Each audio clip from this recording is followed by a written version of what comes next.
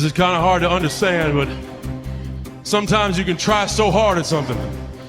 Sometimes you can be so prepared and still fail. And with every time you fail, it's painful. It causes sadness. Understand, my friend, is that you're supposed to fail. You're supposed to fail because failure is the stepping stone to success. It's not just cliche, because failure is an experience that lends to wisdom that ultimately makes you a stronger version of yourself. Self-love, rebuilding self, seeing to it that you spend enough personal and alone time to seek higher levels of self. What is the next level of you? Remember, whenever one door closes, there is another door waiting for you. Don't second guess yourself, and don't be so afraid of failing that you create excuses instead of producing results. Every day, you have another opportunity to be and do what you were meant to do on this earth. This decision you're making right now will determine your outcome of your tomorrow. We don't have control over yesterday, but this decision that you're making right now will push you, will purge you, will drive you to have that fire down inside.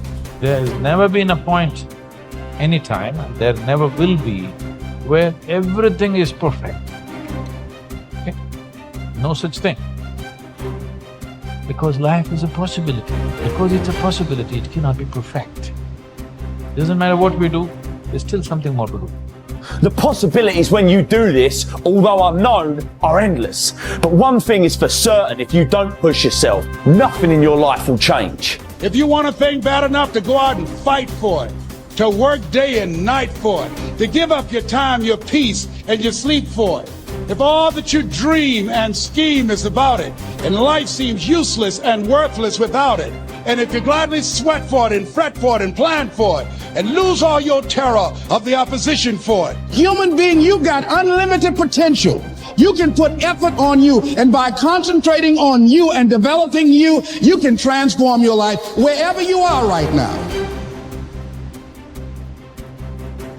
There has to be something so deep in you that drives you. So what really does it for me is I know what we're capable of. And I know that most human beings aren't willing to go where I am. And that's a very, very dangerous thing. I'm not saying I'm better than anybody else. Everybody has this talent. It's not a talent. It's just realizing that we stop way short of our true potential. So through my life, I realize these things. And I know what gives me fuel is I know that most people who are blessed with so much talent, great parents, great upbringing, didn't come where I come from. They're gonna quit before me. Having all the tools that they have, they didn't have the ability to examine themselves. When you have everything so nice in life, it's great to have a great life. But what happens is you don't self-examine. You don't do a live autopsy. When you have a fucked up life, it almost forces you to do a live autopsy. It forces you to find strength from places that no one looks from. Because food is not at the ready. You know, I have a learning disability. It's not at the ready. I can't just pick up a book and start reading. Right. There's preparation behind everything I do.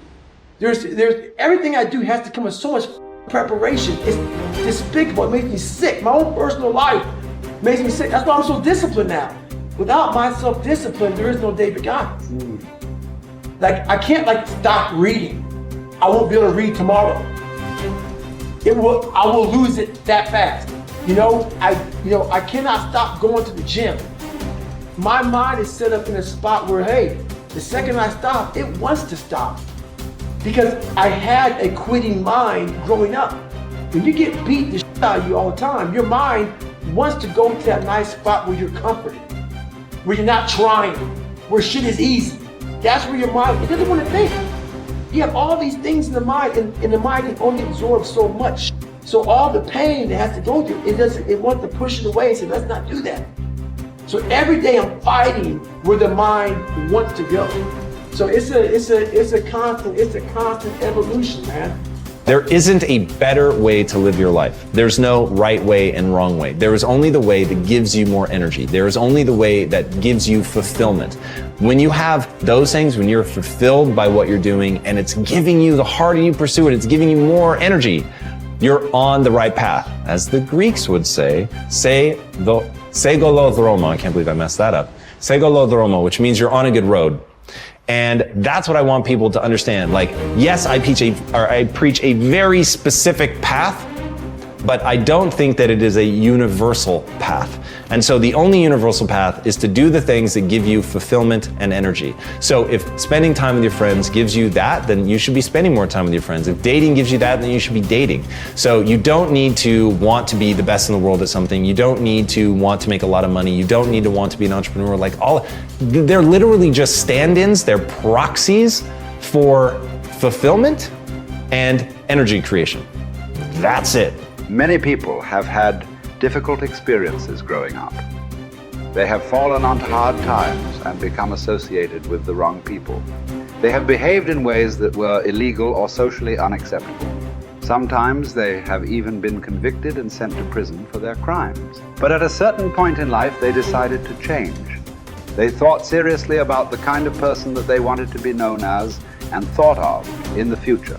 They decided to change their lives by changing the values that they live by. By making these decisions and sticking to them, they changed their lives. And what others have done, you can do as well. Remember, it doesn't matter where you're coming from. All that really matters is where you're going. If you were an outstanding person in every respect, how would you behave toward others? What sort of impression would you leave on others after you had met them and spoken with them? Imagine you could be a completely excellent person. How would you be different from today? The moment that you begin walking, talking, and behaving in ways that are consistent with your highest ideals, your self-image improves, your self-esteem improves, your self-esteem increases, and you feel happier about yourself and your world. For example, whenever you are complimented or praised by another person, or given a prize or an award for accomplishment, your self-esteem goes up, sometimes dramatically. You feel happy about yourself. You feel that your whole life is in harmony and that you are living congruent with your highest ideal. You feel successful and valuable. Your aim should be to deliberately and systematically create the circumstances that raise yourself. Esteem in everything you do. You should live your life as if you were already the outstanding person that you intend to be sometime in the future. Decide today to be a man or woman of honor. Resolve to tell the truth and to live in truth with yourself and others. Crystallize your values in each area of your life. Write them down. Think of how you would behave if you were living consistent with those values and then refused to compromise them for any reason. Once you accept complete responsibility for your life and for everything that happens to you, and then create an ideal picture of your perfect future and clarify your values, you are now ready to begin setting clear, specific goals in every area of your life. You are now on the launching ramp and ready to take off toward the stars.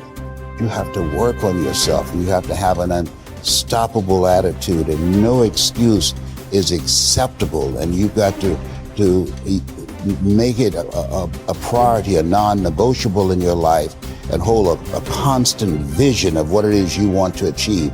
See it accomplished and go all out. Find a way to win in spite of the setbacks, in spite of the disappointments, in spite of your failures.